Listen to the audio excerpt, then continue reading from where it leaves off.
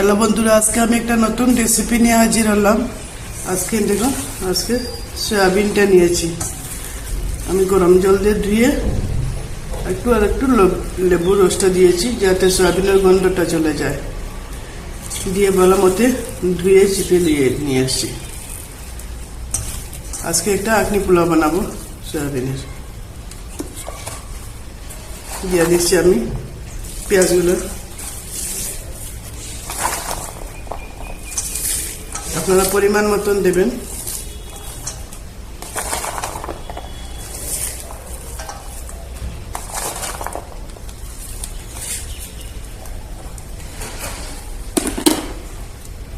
দিয়ে দিচ্ছি রসুন 1 চামচ, আদা 1 চামচ,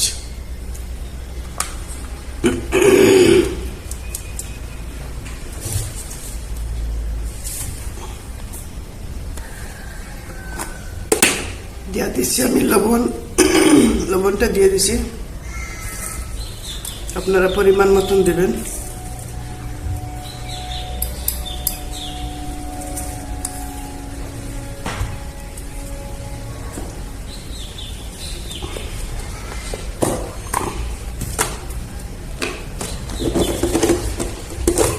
আপনারা কেমন আছেন? আলহামদুলিল্লাহ, আমিও ভালো আছি।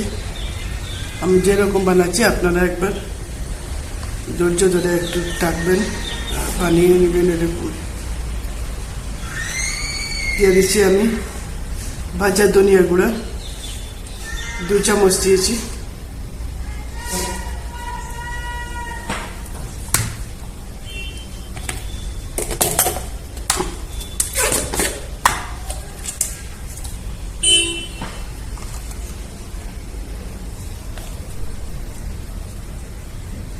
দিয়ে দিচ্ছি 1 চামচ ভাজা জিরা গুঁড়া।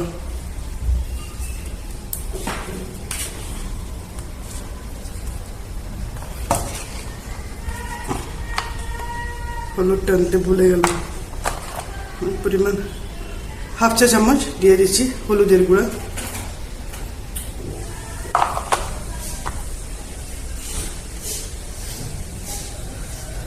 হাফ চা চামচ দিয়েছি কাশ্মীরি লঙ্কার গুঁড়া। 1/2 চা চামচ থেকে অল্প একটু কম দিয়েছি গোলমরিচের গুঁড়া। সব একসঙ্গে দিয়ে আমি মাখিয়ে নেব। দিয়ে দিচ্ছি আমার হাতের গরম মশলা, ঘরের বানানোটা। আর দিচ্ছি এটা, এই যে ভুলে যাই আমি সবকিছু। এটা একটা মশলা দিয়ে দিলাম, একবার মনে হলে বলবো, আমি ভুলে যাই সবকিছু। আর কাবাব মশলাটা ভুলে গেলাম, কাবাব মশলাটা দিয়ে দিলাম।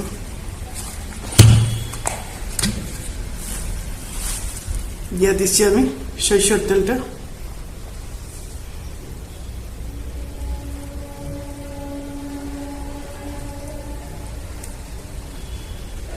আপনারা পরিমাণ মতন দেবেন।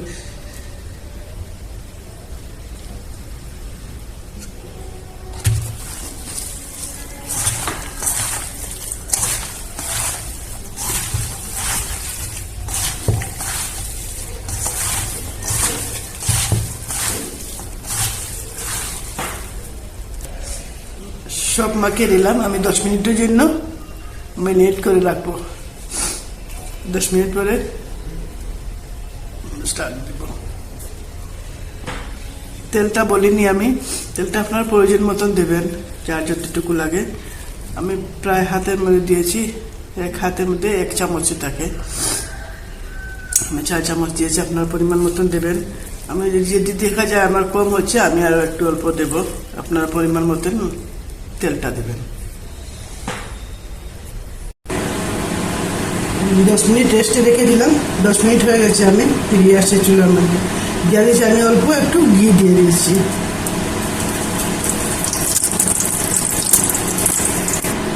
ঘির মধ্যে আমি দালচিনি আর তেজপাতাটা দিয়ে দেবো। আমি সবসময় এলাচের গুঁড়াটা দিই বলে এলাচ গুঁড়োটা দিলাম না। তেলের মধ্যে দিলে পুড়ে যাবে।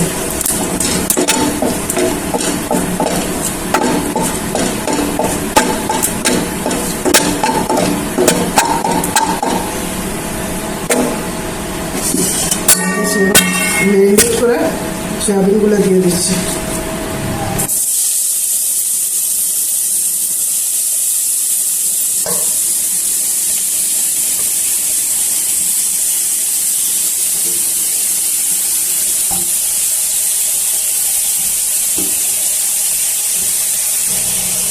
আমি যেরকম বানাচ্ছি আপনারা একবার বানিয়ে খেয়ে দেখবেন।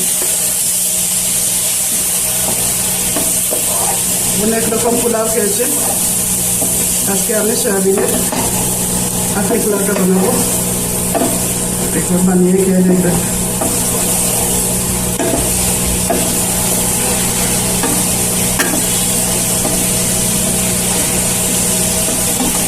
একটু সময়ের জন্য এরকম ভাজা ভাজা করে নেব। আমি একটু ঢাকা দিয়ে রাখবো, একদম কম আঁচে রাখবো যাতে মশলাটা সয়াবিনে ঢুকে যায়।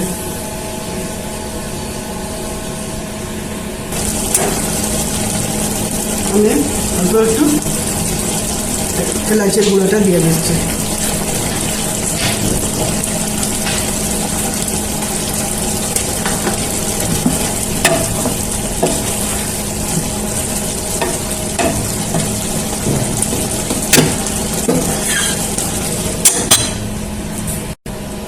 অল্প একটু গরম জল দিয়ে দিলাম, দিয়ে আবার ঢাকা দিয়ে রাখবো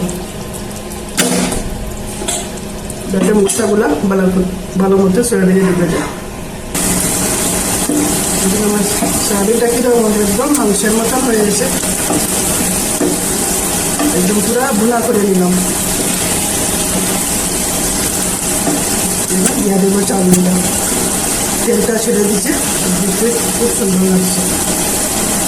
চাউলটা দিয়ে দেবো,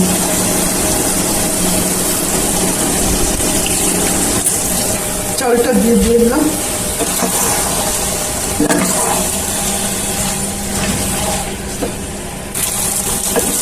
চাউলটা ভাজা হয়ে গেছে, দিয়ে দেবো গরম জল।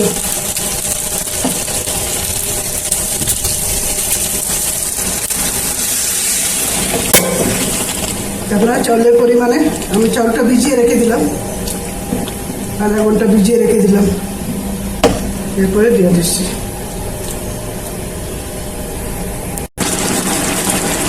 এক চামচ পরিমাণে দিয়ে দিচ্ছি ঘি। দেখুন 4 চামচ হলে 2-3 চামচ হবে,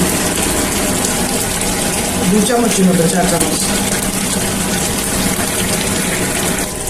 দেখুন আমি এখন ঢাকা দিয়ে রাখছি যাতে চাউলটা ফুটে যায়। একদম কম আঁচে রাখবেন। দেখুন আমার পোলাওটা হয়ে গেছে। আমি যেরকম বানাচ্ছি আপনারা এরকম বানিয়ে খেয়ে দেখবেন, আর লাইক করবেন, শেয়ার করবেন, নতুন যারা সাবস্ক্রাইব করবেন, বেল আইকনটা প্রেস করে দিবেন। প্লিজ পুরাটা দেখবেন, আপনারা দেখলে আপনারা বুঝতে পারবেন। অনেক রকম বিরিয়ানি খেয়েছেন, তো আজকে বিরিয়ানিটা খেয়ে দেখবেন। আখনি পোলাও বলেন, বিরিয়ানি বলেন, আপনারা যেটুকু বলে, আমি তো আখনি পোলাও বলছি। বানিয়ে খেয়ে দেখবেন। খুদা হাফেজ। পরিবেশন করে আমি দেখাচ্ছি আপনাদেরকে।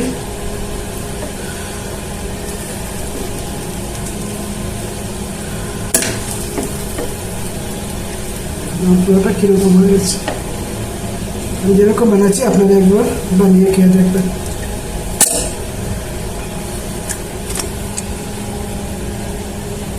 হয়ে গেছে, এখন খেতে বসবো। খুদা হাফেজ।